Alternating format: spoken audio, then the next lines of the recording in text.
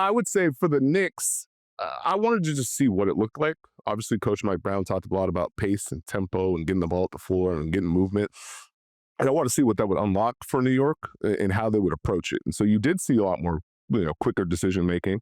You saw Cat in movement. You saw Jalen Brunson off ball. You saw Mikal Bridges initiating a whole lot in that offense. You saw what felt like a million cuts from the left wing to the opposite corner. So it's going to be a work in progress. It was interesting to hear Coach Mike Brown after the game talk about, hey, our guys bought in, but I think they understand how we have to play faster. So there's still a lot on the table.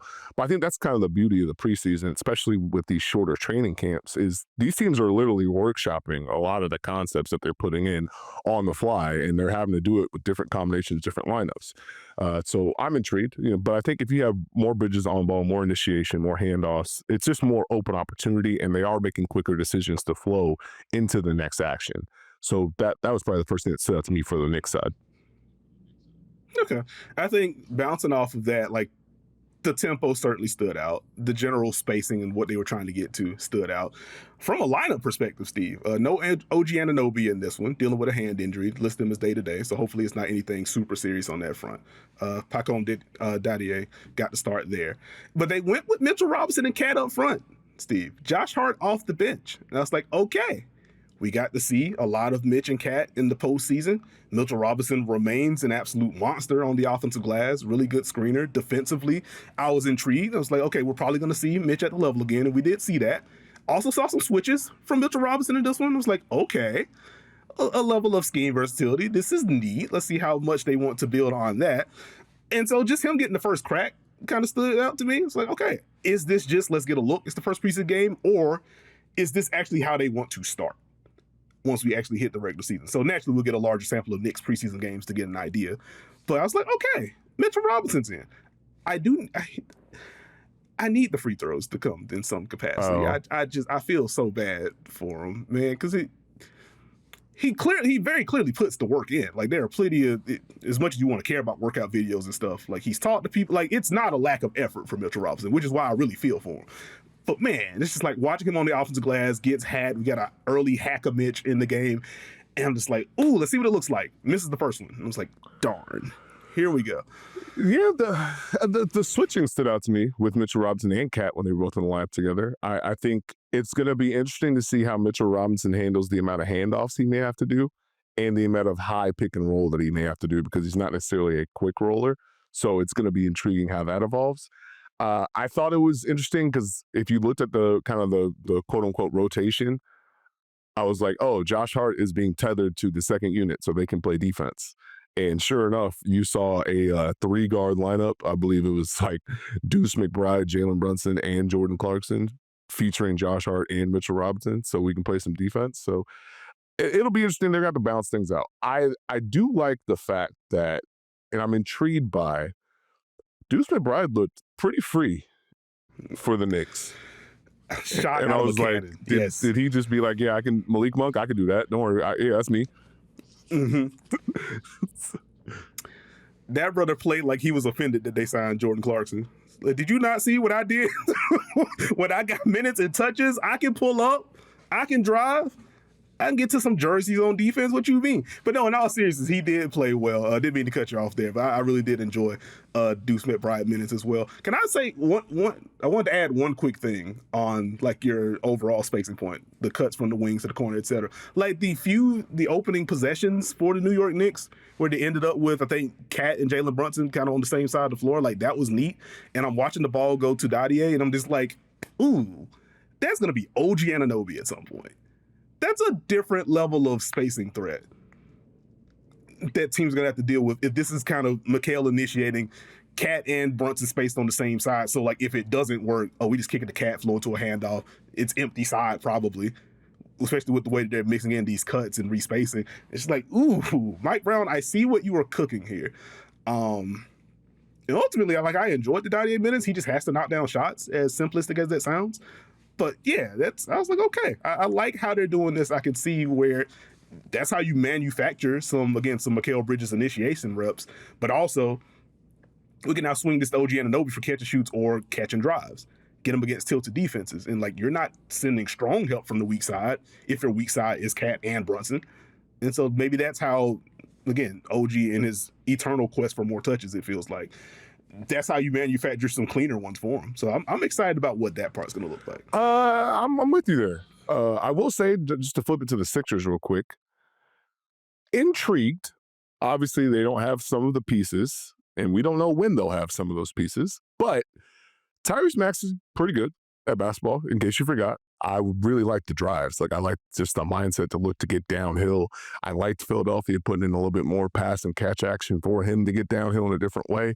I think they did a lot of just trying to flow in the half court as far as we're going to pass, we're going to cut through, we're going to see how we play out of it. It might be a screen. A lot of drive and kick, it felt like, from Philadelphia to try and emphasize space and get some dribble penetration. It worked until it didn't. And the Knicks started to keep the ball in front. And it's like, well, okay, but you got to workshop it. That's what the preseason's for.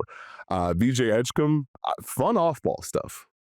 I liked his just, I'm getting downhill, I'm getting in the paint. If I'm denied, I'm cutting. If I can, if you're helping off me, I'm going to drive a closeout, get in the paint, drive and kick. I think he hit Kelly Oubre for a 3. Those are good little things to have early on, especially as a young player. And so if he can build on that, obviously the shooting, if you look at the box score, it didn't look so great. But I liked his overall demeanor and composure. It's interesting to watch him in pick and roll sometimes because you can see the reads, but some of the passes are like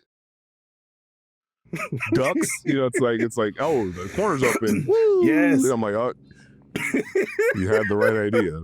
We'll work on that. It's okay, you're young. And then he also has some of the, I think it was like Brandon Miller or Jalen Green, some I described where it's like, I'm going to get downhill and get in the paint. I'm not exactly sure if I have a plan now that I'm here, but I'm in the paint. So it's like, okay, you good paint touch. Oh, there's no kicking. Are you going to finish that? Okay, all right. But time will tell. Yeah, I think I enjoy much of the Edgecombe game offensively for a lot of the reasons that you stated. Like, I feel like overall he just reads the floor well. And I wonder how much of the what am I doing now at the paint is just the natural progression from summer league to now. It's still preseason, but now you're facing NBA players all over the place. And so one of the things that we talked about on the pod during the preseason, I'm just like, I like these drives. I like the patience in pick and roll. He's making a lot of these late reads. He's putting his shoulder into the chest of defenders and he's getting to the line. Like he just has like a comfort and a feel to him inside the arc. And I think he tried to get to a lot of that in that first preseason game. It's like, oh, you're still here. Okay.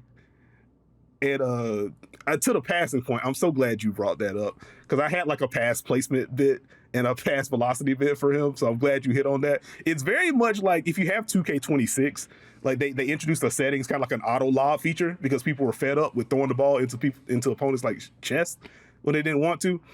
And so it feels like some of that where you make the pass, but the auto lob is on. So like the pass is just, we're making sure it's not going into anybody. It's like, yeah, but by the time this dude catches it, it's not open anymore.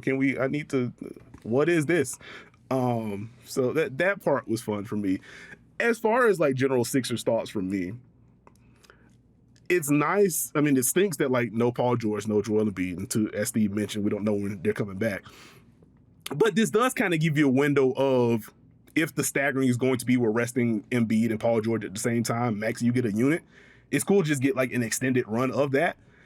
And buddy, Maxey, Edgecombe, I done Bona on the floor together. Sign me up. Sign me up. That's a lot of juice. That's a lot of athleticism. They play fast. They turn defense into offense very quickly. I'm here for all of that. Also, the Bona screens, him being as a lob threat. Tyrese Maxey, what was it, like the 7:30 mark or something like that in the first? Where Maxey's able to attack, he like drifts to the right to kind of freeze the defender, and then he tosses the lob to ball. I was like, you know what? That's the stuff that we want Maxey to continue building off of that we saw flashes of last year as the Sixers just lost body after body after body after body. Just like, well, no, here's some growth from Tyrese Maxey, seeing to on the ball a little bit more, making better decisions as he gets downhill. It's cool to see that extend, but like, yeah, they fly around, man, and it is refreshing to see a Sixers team play that fast. As you mentioned, some questions in the half court, especially when the Knicks locked in, and I think that's where you're going to want a Joel Embiid that can just draw a bunch of attention, a Paul George that can still draw a level of attention, etc. But I was impressed by a lot, as you mentioned, Steve, a lot of drives of Maxey, some of the subtle manipulation that we saw from him, Edgecombe figuring it out in the paint, but generally read the floor well. Adebona was just all over the place. So I was very much a fan of that. Also, quickly on the Sixers front, you like the full court pressure look from them? seems like they're extending their pickup points a little bit. It feels like an emphasis for like 28 teams this year, apparently. Thanks, Pacers. But it's fine. But here's the thing. Everyone's going to try it, and we're going to see who's truly about that life. We're going to see who really wants to do full court pressure, three-quarter court pressure. Or we're going to have the very funny bit, the hilarious, hysterical bit, where the answer to all this pace and tempo with all these teams that now want to get up across half court by 21 seconds is everyone doing full court pressure and everyone starting at 16 seconds. We are going to live in a funny world either way, buddy. And we're going to be a month into the regular season saying, wow, offensive rating is down a month, plus hashtag points of emphasis. By golly, what's wrong with our sport? And it's just going to be a whole loop, and it's going to be awesome. The counter once again remains, just give it to the guy who's being guarded by the person you don't want, that doesn't want to pressure. Not everyone wants to do the full court pressure thing. Yeah, that's true. That is pretty true. Toss it to the big. That's all you got to do. But no, shout out to the real full court pressure warriors, the Pacers, the Nets, the Blazers. You know, they really going to do it. You know what I mean? So I want to give them a shout out real quick. But hey, that was what, second highest average pickup point in the league last year, brother. Put some respect on Jalen Wilson and Zaire Williams and Dennis Schroeder when he was still there. And come on, they gonna continue to ramp it up. Respect Jordy. You know what I mean? They gonna do it. They gonna continue to pressure the floor. It's a new year, buddy.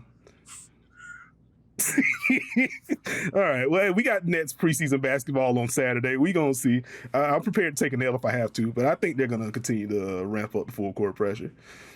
But like those were the major things for me on the Philly side. I'm trying to think, was there anything that I missed? Like Kelly Oubre forcing like a backcourt turnover was fun, and seeing him get out for that was neat. I think I guess I'll leave it here. We can transition to the next game. I remain intrigued by Justin Edwards. Showed some fun stuff last year in Philly. Like a lot of the praise rightfully went to Quentin Grimes for what he did when everybody went down, but I think he's good. We'll leave it there.